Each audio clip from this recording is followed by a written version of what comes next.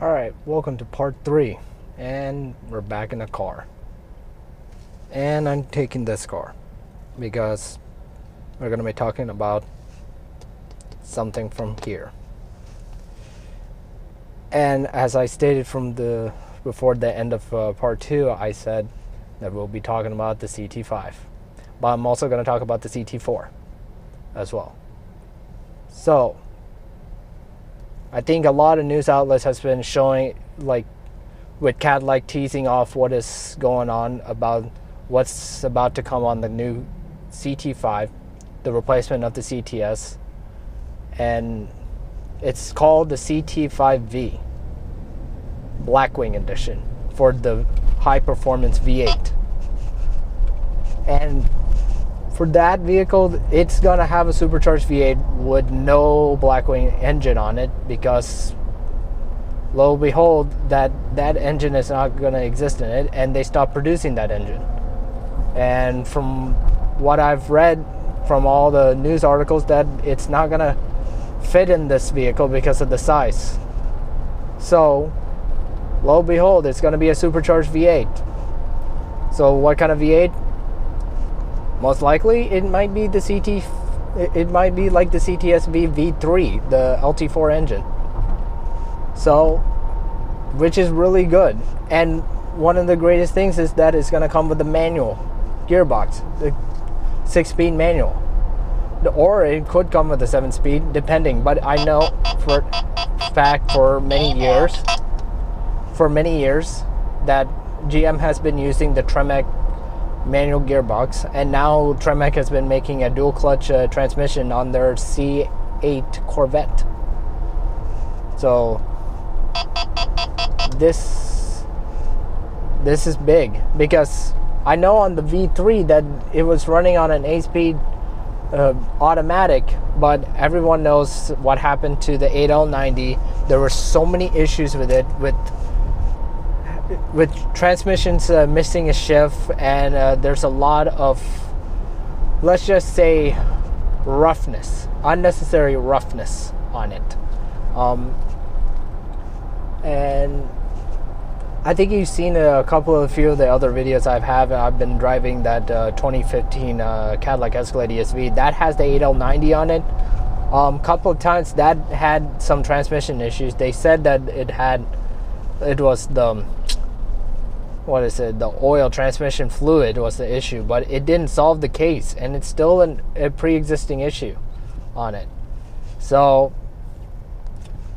from the looks of things, looks like GM secretly ditched that and went with the 10-speed, and that's what has happened, and they completely abandoned ship on that 8L90. So it could be a good idea for people to be working on the 8L90 on it. But back to the CT5V Blackwing. So they showed the steering wheel of it. I'll show you a little image of it. It's already everywhere on the internet.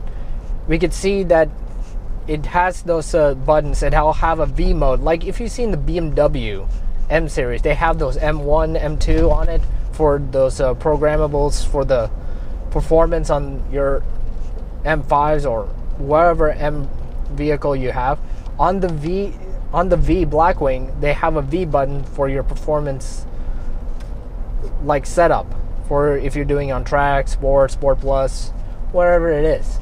So V mode is like more into the high-end performance on it, and the steering wheel is a little more sporty version of the CT5. Oh, a little thing. The little update on the CT5s right now for the 2021s is that they're going to come with a digital dash. Like, instead of this analog speedometer and all that, it's all fully digital. The last time we saw a digital dash was on the CTS V Sport and the CTS V. It's a fully, completely dash DIC, the Driver Information Center. It's totally digital. It's for 2021. It's going to be like that, and because they're going to be introducing the new CT5V Black Edition, so that they're probably preparing itself. Also, for the CT4 V Blackwing, from the looks of it, it's going to have the same engine as the ATS-V. if you remember from the ATS-V, it had the 3.6 liter twin turbo V6, 464 horsepower. I am hoping and crossing fingers if it hit 500, because if you look at competitors like the Alfa Romeo Giulia Quadrifoglio, it had the twin turbo V6, but it produced 503 horsepower, which is great. And honest to goodness, it didn't come with a manual, because I don't know why, for the North American market, that it only decided to go automatic here in North America, but it did manual in other parts of the country, which is, I completely see that as total unfairness. But good thing with the ATS-V, it came with 2 options of an automatic and a 6-speed manual Tremec on it, which is good. And most of the competitors, like if you look at the M3, its main competitor is the M3. It has the manual and it has the automatic. So having that manual and automatic is actually a good thing for Cadillac to have. So the CT4V is more into the M3 competitor. Are they going to come with the coupe? That's up to Cadillac on it. So that's what we are on the CT4 and the CT5 V Blackwings. Those, it's its own division. Like if you look, it's on its own section. I meant to say that. What it is that they're trying to compete with the competition with the CS and on the BMW section, and also the AMG Plus or the AMG S. That's what they're trying to do.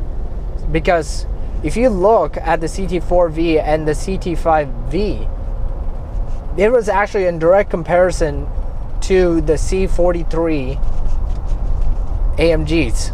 Or if you look at the CT5V, it's going against the E53 AMG with the V6 with a hybrid on it. So that's what their direct comparison with that CT5V. But the one thing that is really disappointing about the CT5V is that if you remember back in 2014, my bad, 2014 all the way to 2019, if you guys remember from the CT-SV Sport, that it had the twin turbo V6 with 420 horsepower, but for some reason on the CT5V it produced 355 horsepower, which what are you doing? Anyways, but it was completely downgraded, which honest to goodness, it should have been at least 440 horsepower. That was a complete downgrade on their part. So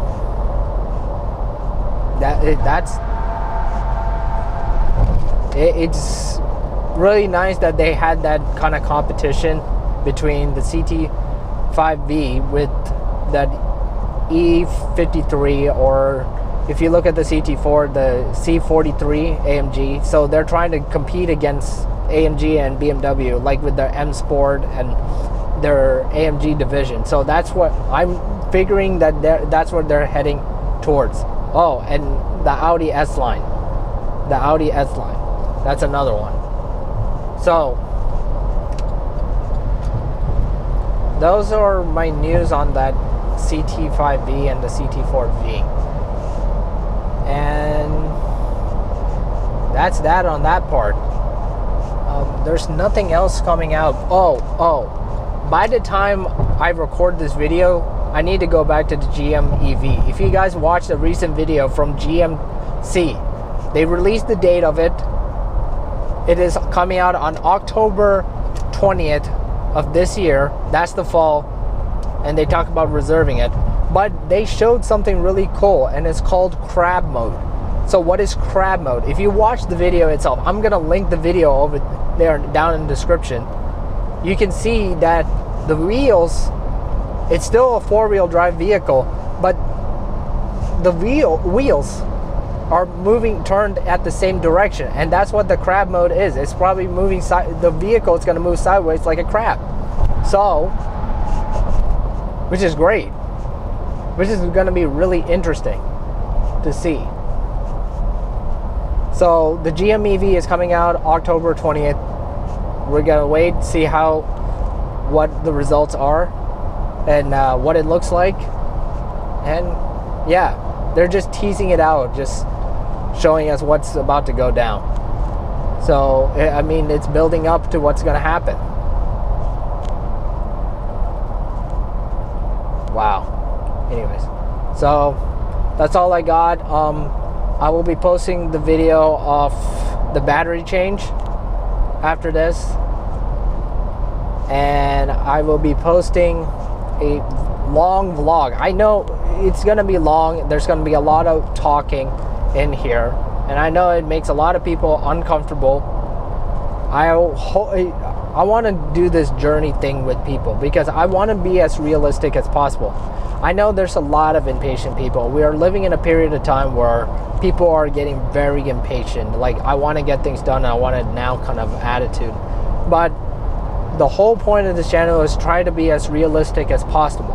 And that's what I'm trying to position the channel to be. And I know it may not work, but sometimes you got to keep moving forward with it. I mean, you got to stay true to who you are, what it is, and what it is.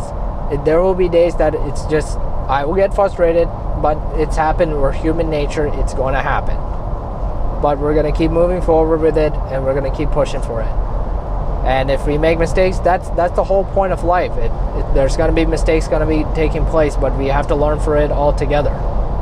So that's all the news I have for now.